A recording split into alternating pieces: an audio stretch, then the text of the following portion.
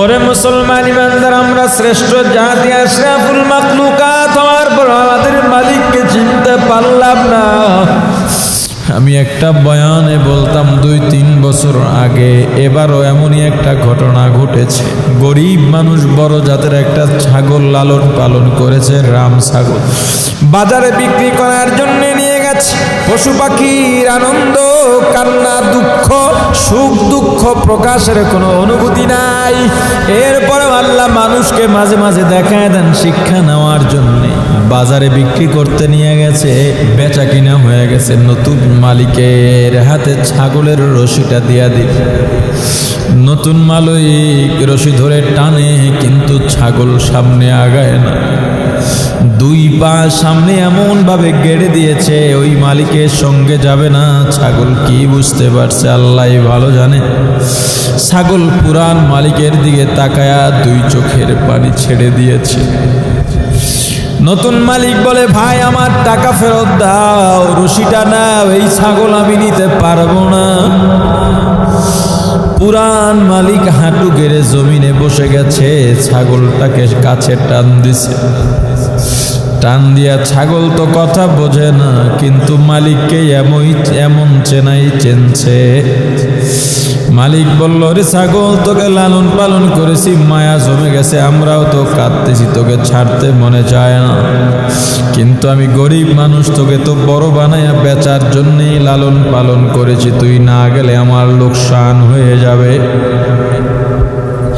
ওই ছাগলটা কি বুঝতে পারেছে আল্লাহ ভালো জানে।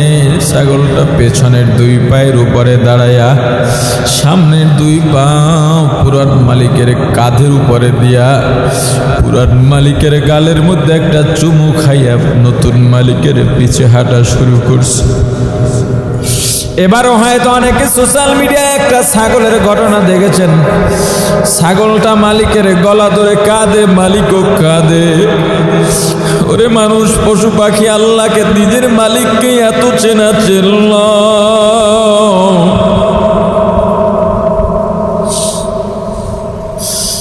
একটা গরু কয়েক মাস লালন পালন করার পর যদি বাজারে বিক্রি করতে নিয়ে যান, বাজারে নিয়ে যদি বেচা কিনা না হয়, গলায় রশি বেচাইয়া ছেড়ে দিলে গরুটা মালিকের আগে বাড়ি পৌঁছে যায়। আমার নিজের গরুর ফার্ম আছে। এবার আমার ফার্ম থেকে বড় যে ষাঁড়টা ছিল সেটাই কোরবানি দিয়েছি। বাজারে নিয়েছিলাম দরদাম বোঝার জন্য, যাকে দেখে তাকেই গুতায়। 4-5 জনের ধরেও রাখতে পারে না। কিন্তু আমি বাড়িতে তো কম যাই, আপনারা জানেন। এরপর আমি বাড়িতে গেলে ওর কাছে কিছু সময় কাটাইতাম। আমি কাছে গেলেই মাথাটা নোয়া আমার সামনে এসে দাঁড়িয়ে যাইত। সবাই ভয় কাছে যাইতো না, কিন্তু আমাকে দেখলে নরম হয়ে যাইত। একদিন রাতে আমি গিয়েছি, গরুটা শোয়া ছিল, দাঁড়িয়ে গেছে, কেউ নাই। দাঁড়ায় আমার কাছে আসছে, আমি একটু চুলকায়া দিলাম আদর করে, আল্লাহর দরবারে কানলাম, নিজের কান্নার ধরে রাখতে পারি নাই। ওরে গরু, তুই কেমনে বুঝলি আমি তোর মালিক? আহারে, পশু পাখির চাইতে অদম হইয়া গেলাম। কুকুর যারা লালন পালন করেন, কুকুরটা সারা রাত বাড়ি পাহারা দেওয়ার পর সকালবেলা যখন বের হয়, কুকুরকে একটা লাথি মেরে মালিক দূরে সরায় দেয়। কুকুরটা চাইলে কামড়াইয়া পায়ের চামড়া গোস্ত নিয়ে যাইতে পারত। কুকুরকে ভালো খাবারও দেওয়া হয় না, আমাদের খাবারের অবশিষ্ট কাটা ঝুটা দেওয়া হয়। এরপরও কুকুরটা দেখবেন সকালবেলা দৌড়ে মালিকের পায়ের কাছে গিয়া লেঞ্জাটা একেবারে গোটায় আত্মসমর্পণ কইরা নিজের মুখটা মালিকের পায়ের কাছে ঘষে। হায়াতুল সাহেবে হায়াতুল হায়ান লেখেন, ওই কুকুরটা ডেকে বলে, রে মালিক, আপনার বাড়ির কাটা চুটা খাইলাম, আপনার বাড়ি ঠিকভাবে পাহারা দিতে পারলাম কিনা জানি না। যদি আমার ভুল হয় আমাকে মাফ করে দেন। ওরে মুসলমান ইমানদার, আমরা শ্রেষ্ঠ জাতি আশরাফুল মাখলুকাত হওয়ার পর আমাদের মালিককে চিনতে পারলাম না, এত বড় অধম হয়ে গেলাম। আমাদের চাইতে কপাল পরা বদনসিব আর কিছু হইতে পারে না। ওই কুকুরের জন্য তো জান্নাত নাই, জাহান্নাম নাই। ওই গরু ছাগলের জন্য তো জান্নাত নাই, জাহান্নাম নাই।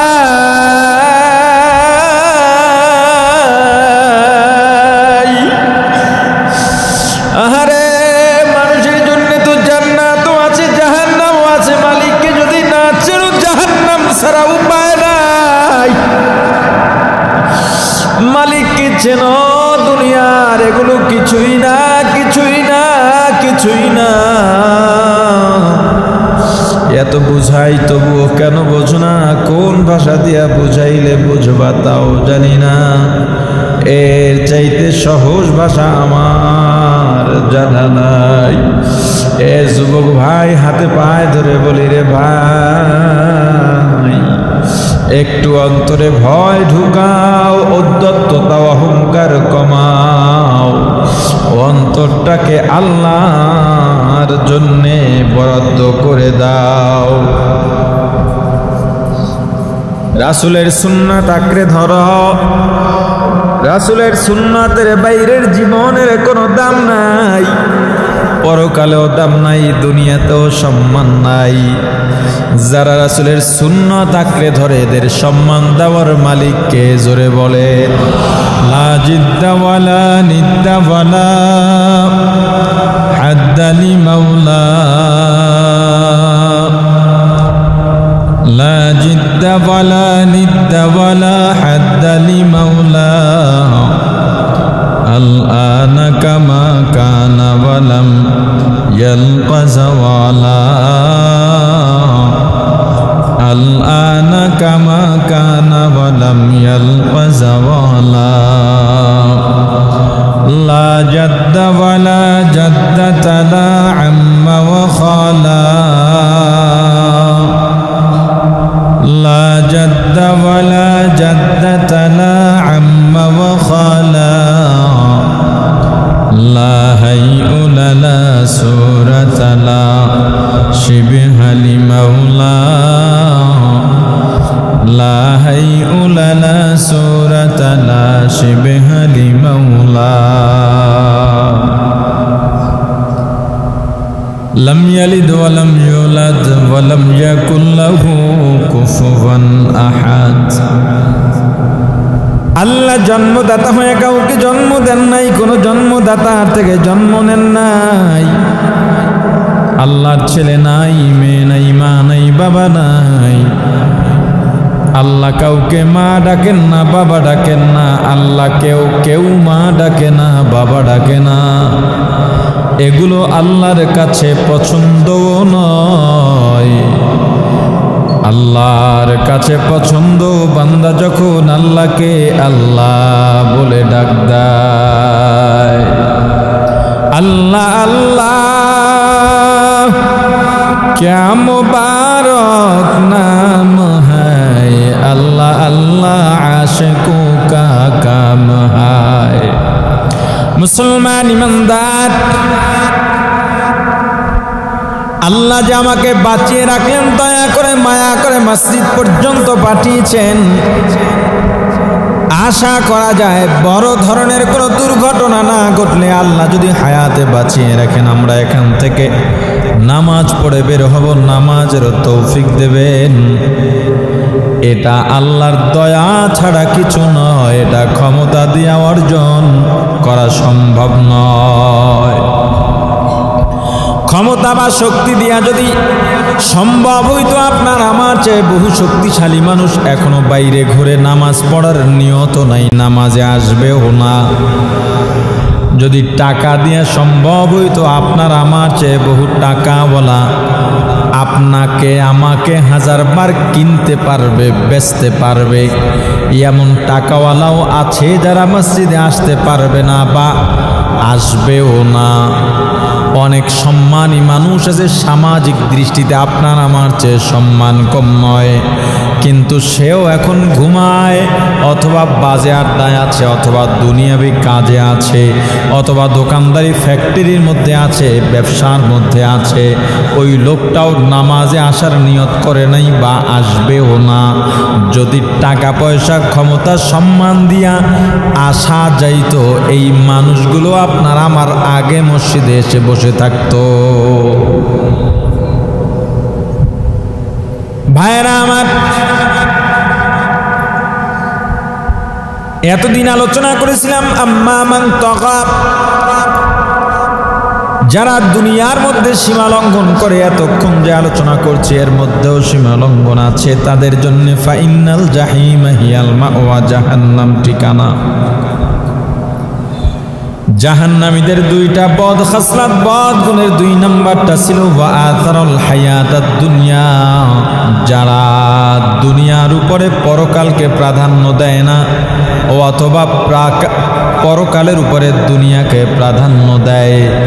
এ বিষয়েও আলোচনা করেছিলাম। শেষ কথা বলেনি, আপনার রাস্তা হলো 2টা, একটা হলো দুনিয়ার রাস্তা আর একটা হলো পরকালের রাস্তা। আপনি বেছে নেন আপনি কি চান। আপনি যদি বলেন আমি দুনিয়া চাই, আপনার সঙ্গে আমার কোনো কথা নাই, বয়ানও নাই, আপনাকে নিয়ে আমার কোনো আলোচনাও নাই, মাথা ব্যথাও থাকবে না।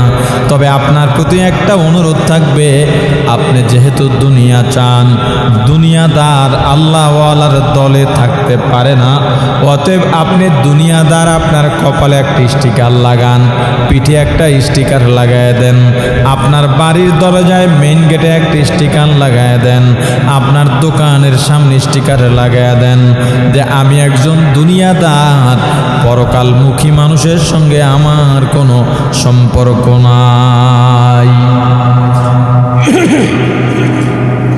আর যদি বলেন না আমি দুনিয়া চাই না, পরকাল চাই, তাহলে আপনাকে নিয়ে মৃত্যু পর্যন্ত আমার কথা আছে।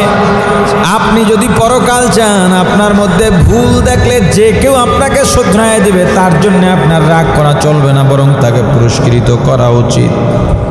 ওরে মুসলমান ইমানদার, যদি দুনিয়া না চাই পরকাল চাই, দুনিয়া পাইতেও পারি হারাইতেও পারি, পরকাল হারাবার সুযোগ নাই। আল্লাহ পরকাল দিয়া দিবেন, তবে চাওয়ার মতো চাওয়া লাগবে, অন্তরটা রিয়া মুক্ত ইখলাস দিয়া ভরপুর থাকা লাগবে। যদি বলেন পরকাল চাই, তাহলে শোনেন, দুনিয়া বলে হারাম খাও, পরকাল বলে হারাম খাওয়া যাবে না। দুনিয়া বলে মিথ্যা বলো, পরকাল বলে মিথ্যা বলা যাবে না। দুনিয়া বলে সুদ ঘুষ খাও, পরকাল বলে সুদ ঘুষ খাওয়া যাবে না। দুনিয়া বলে ব্যভিচার করো, পরকাল বলে ব্যভিচার করা যাবে না। দুনিয়া বলে মানুষের হক লুণ্ঠন করো, মানুষের অধিকার লুণ্ঠন করো, মানুষের হক মেরে দাও, পরকাল বলে এগুলো করা যাবে না। দুনিয়া বলে টুপি লাগবে না, দাড়ি লাগবে না, নামাজ রাখবে না, রোজা লাগবে না, সুন্নত লাগবে না। পরকাল বলে তুমি যদি পরকাল চাও, সামান্য মুস্তাহাবও তুমি ত্যাগ করতে পারবা না। অতএব তুমি যদি পরকাল চাও, আল্লাহ যেভাবে চান সেভাবেই রাসূলের তরিকায় তোমার চলা লাগবে। সিদ্ধান্ত নেওয়ার মালিক আপনি, আমি হেদায়েতের মালিক না, আমি শুধু আপনাকে বলার মালিক। আমার আল্লাহ পয়গম্বরকে বলে দিয়েছেন, ইন্নাকা লা তাহদি মান আহবাবতা। ও পয়গম্বর, আপনি হেদায়েতের মালিক না, হেদায়েতের মালিক একমাত্র আমি আল্লাহ। আপনি শুধুমাত্র ঈসা লিলাত তরিক, আপনি শুধু রাস্তা দেখায় দিবেন, মানুষকে রাস্তায় উঠায় দিবেন, রাস্তার সন্ধান দিয়ে দিবেন। ওই রাস্তায় হাঁটতে হাঁটতে গন্তব্যে যাওয়ার ইচ্ছা যদি ওই লোকটা করে, পৌঁছে দেওয়ার দায়িত্ব আমি আল্লাহ। আপনাকে পথ দেখায় দেওয়ার দায়িত্ব উলামায়ে কেরামের। আমিও আপনাকে পথ দেখায় দিলাম, এই পথে জান্নাত, এই পথে জাহান্নাম। আমি যে আপনাকে সিরাতে মুস্তাকিমের পথ দেখায় দিলাম, এই পথে উঠে আপনি কি জান্নাতে যাইতে চান কি চান না, সেই দায়িত্ব আপনার, চিন্তাও আপনার। আপনার যদি নিয়ত থাকে আপনি জান্নাতে যাইতে চান, পৌঁছাইয়া দেওয়ার দায়িত্ব আল্লাহ। মুসলমান ইমানদার, জান্নাত যদি ঠিকানা বানাইতে চাই, জান্নাতীদের জন্য গুণ হলো দুইটা কাজ করলে জান্নাত ঠিকানা হবে। এক নম্বরে আম্মা মান খাফা মাকাম রাব্বি, এক নম্বরে আল্লাহর উপস্থিতিকে ভয় পাইয়া গুনার কাজ ছেড়ে দেওয়া, আল্লাহর উপস্থিতির ভয় পাওয়া। কিয়ামতের ময়দানে আল্লাহর কাঠগড়ায় দাঁড়াইয়া আল্লাহর সামনে জীবনের হিসাব কিভাবে দেব, দুনিয়ায় কেমনে জীবন কাটাইলাম, এই ভয় যদি গুনার কাজ না করা হয়, আল্লাহ বলেন ফাইনাল জান্নাতা হিয়াল মাওয়া, ওরে মুত্তাকি তোর জন্য জান্নাত হলো ঠিকানা। যারা চিন্তা নাই যে পরকালে আমার আল্লাহর সামনে দাঁড়ানো লাগবে, ওরে দুনিয়াদার শোনো, কত ক্ষমতার মালিক হইলা তুমি কিয়ামতের ময়দান। দুনিয়ায় যারা আল্লাহর বিধান মানো না, আল্লাহর হুকুম মানো না, দুনিয়ায় যারা দুনিয়াকে প্রাধান্য দাও, দুনিয়ায় যারা সীমা লঙ্ঘন করো, নাফরমানি করো, দলের পিছনে পড়ে ইমানদারে শেষ করলা। এত বোকা তুমি, এই দল তোমাকে কিছু দেয় নাই, তোমার দল ক্ষমতা থেকে চলে গেলে তোমার আর অস্তিত্ব থাকে না। বিনা কারণেও মাইর খাও, বিনা কারণে 10-20টা মামলার আসামি হইয়া জেলের মধ্যে পড়ে থাকো, জেল থেকে বের হইয়া বড় গলায় কথা বলো ওই দলের জন্য আমি জেল খাটছি, অথচ দিনের জন্য তুমি এক ফোঁটা রক্ত জড়াইতে পারো না, এজন্য তোমার দুঃখ নাই। দিনের জন্য তুমি কি করতে পারছো এটা নিয়ে তোমার কোনো চিন্তাও নাই। তোমার জন্য বলি শোনো, আল্লাহ কিয়ামতের ময়দানে দুনিয়ার সীমা লঙ্ঘনকারী নাফরমানদের জন্য কাহারিয়া সিফাতের নামের সাইনবোর্ড টানাবেন। আল্লাহর দয়া যত বড়, আল্লাহর মায়া যত বড়, আল্লাহর রহমত যত বড়, আল্লাহর আযাব ও গজব ততটাই বড়, ততটাই শক্তিশালী। আল্লাহর নাম যেমন রহমান রহিম, আল্লাহর নাম যেমন গফফার, আল্লাহর তেমন নামও আছে কাহ্হার। কিয়ামতের ময়দানে দুনিয়ার অবাধ্য বান্দাগুলা, দুনিয়ায় যারা মাস্তানি করে বেড়াও, সন্ত্রাসী করে বেড়াও, জবরদখল করে বেড়াও, নিজেকেই সর্বে সর্বা মনে করো, এলাকায় ঘোষণা দিয়া দাও আমার উপরে আর কোনো কথা চলবে না, আমার মতের বাইরে গেলে ঠ্যাং ভেঙে ফেলবো, ওরে ক্ষমতা তোমার। কিয়ামতের ময়দানে আল্লাহ রব্বুল আলামিন কাহ্হারিয়া সিফাতের নামের সাইনবোর্ড টানায়া গোসা করে ডাক দেবেন, লিমানিল মুলকুল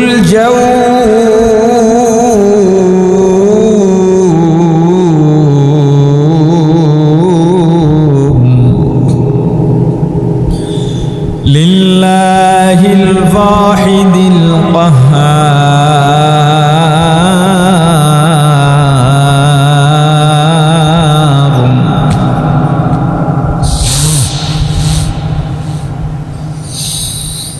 লিমানিল মুলকুল ইয়াউমা লিল্লাহিল ওয়াহিদিল কাহ্হার,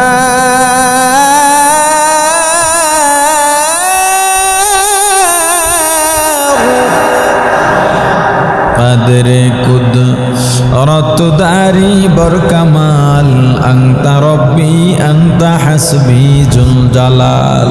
বলো তো ক্ষমতার মালিক কে?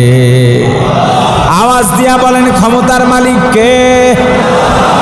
এই যে জবান বন্দি দিলেন, এই জবান চামড়ার ঠোঁট, জিহ্বা আর অন্তরের সাথে মিল রেখে বলছেন তো? যদি আল্লাহকে অন্তর থেকে ক্ষমতা সব কিছুর মালিক মেনে থাকেন, না মেনে তো উপায়ও নাই। আমরা তো রূহ জগৎ থেকে বলে এসেছিলাম আনা রব্বুকুম, আল্লাহ বলেছিলেন আনা রব্বুকুমুল আলা, প্রশ্ন করেছিলেন, আমরা বলেছিলাম হ্যাঁ আপনি আমাদের রব, আপনি আমাদের রিজিকের মালিক, হায়াতের মালিক, সব কিছুর মালিককে। ইন্না সালাতি ওয়া নুসুকি ওয়া মাহইয়ায়া ওয়া মামাতি লিল্লাহ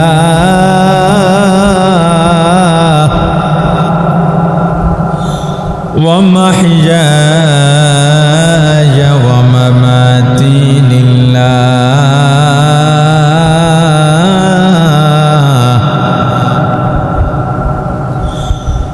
ওয়া মাহইয়ায়া ومماتي لله رب العالمين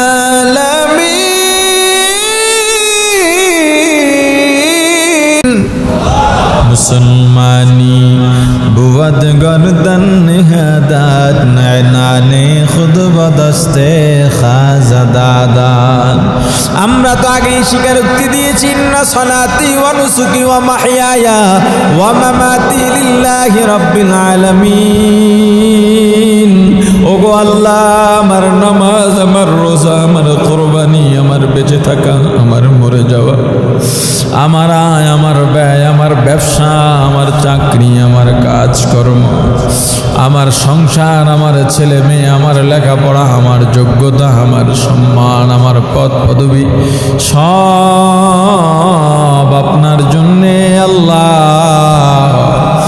আপনার রেজামন্দি ছাড়া আমার কোনো দুনিয়ায় কাজ নাই। কিন্তু আল্লাহর জন্য কত করলাম, এ পর্যন্ত কিছুই তো করি নাই। একটা বারও ভাবি না এই মুহূর্তে মারা যাইতে পারি, একটা বারও ভাবি না। কেন অন্তরে এই ভয় আসে না রে আল্লাহর গোলাম? আসমান থেকে আল্লাহ জমিনে ফালাইতে চিন্তা ভাবনাও করা লাগে না। ইন্নামা আমরুহু ইযা আরাদা শাইআন আন ইয়াকুলা লাহু কুন ফায়াকুন। কোন বিষয় যদি আল্লাহ শুধু ইচ্ছা করেন, ইচ্ছা করার পরে শুধু বলেন কুন, সাথে সাথে হয়ে যায়।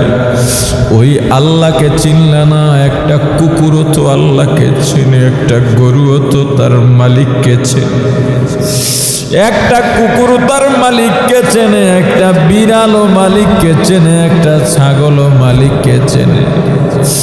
আমি একটা বয়ানে বলতাম 2-3 বছর আগে, এবারও এমনই একটা ঘটনা ঘটেছে। গরিব মানুষ বড় জাতের একটা ছাগল লালন পালন করেছে, রাম ছাগল, বাজারে বিক্রি করার জন্য নিয়ে গেছে। পশু পাখির আনন্দ, কান্না, দুঃখ, সুখ দুঃখ প্রকাশের কোনো অনুভূতি নাই। এরপরে আল্লাহ মানুষকে মাঝে মাঝে দেখায় দেন শিক্ষা নেওয়ার জন্যে। বাজারে বিক্রি করতে নিয়ে গেছে, বেচা কিনা হয়ে গেছে, নতুন মালিকের হাতে ছাগলের রশিটা দিয়া দিল। নতুন মালিক রশি ধরে টানে, কিন্তু ছাগল সামনে আগায় না। 2 পা সামনে এমন ভাবে গেড়ে দিয়েছে, ওই মালিকের সঙ্গে যাবে না। ছাগল কি বুঝতে পারছে আল্লাহ ভালো জানে। ছাগল পুরান মালিকের দিকে তাকায়া 2 চোখের পানি ছেড়ে দিয়েছে। নতুন মালিক বলে, ভাই আমার টাকা ফেরত দাও, রশিটা নাও, এই ছাগল আমি নিতে পারবো না। পুরান মালিক হাঁটু গেড়ে জমিনে বসে গেছে, ছাগলটাকে কাছে টান দিছে। টান দিয়া ছাগল তো কথা বোঝে না, কিন্তু মালিককে এমন চেনাই চেনছে। মালিক বলল, রে ছাগল, তোকে লালন পালন করেছি, মায়া জমে গেছে, আমরাও তো কাঁদতেছি, তোকে ছাড়তে মনে চায় না।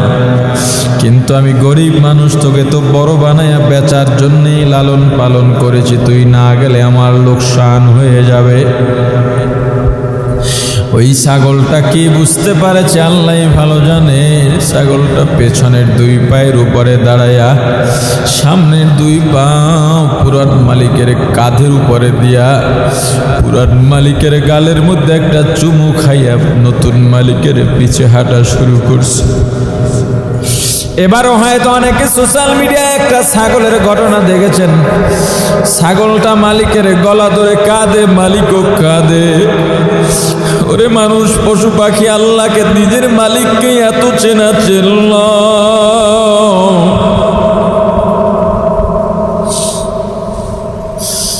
একটা গরু কয়েক মাস লালন পালন করার পর যদি বাজারে বিক্রি করতে নিয়ে যান,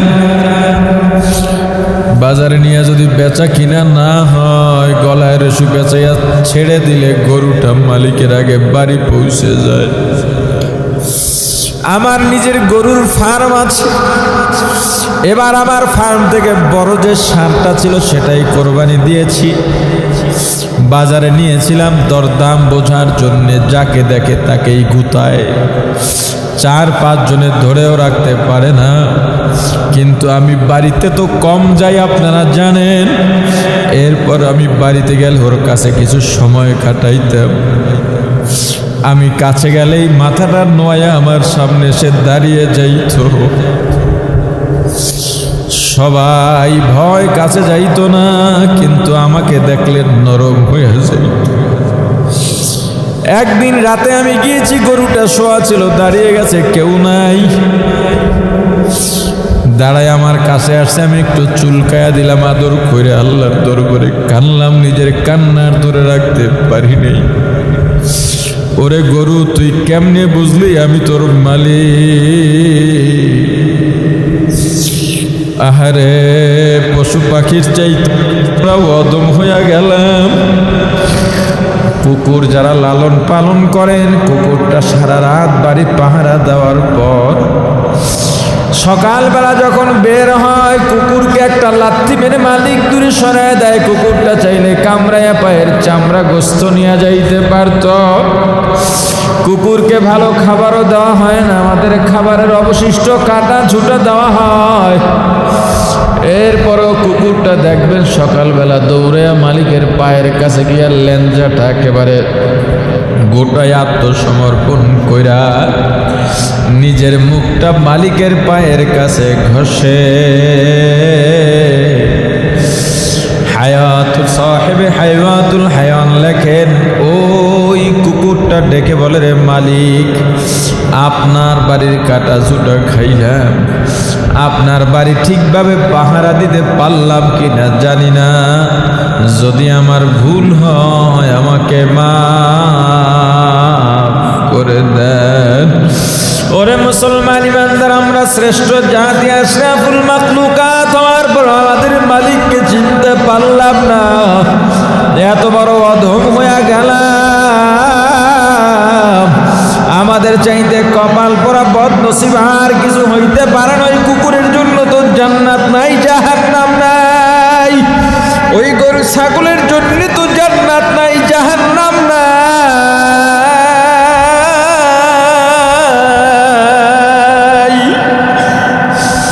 আহারে, মানুষের জন্য তো জান্নাতও আছে, জাহান্নামও আছে। মালিককে যদি না চেনো, জাহান্নাম ছাড়া উপায় নাই।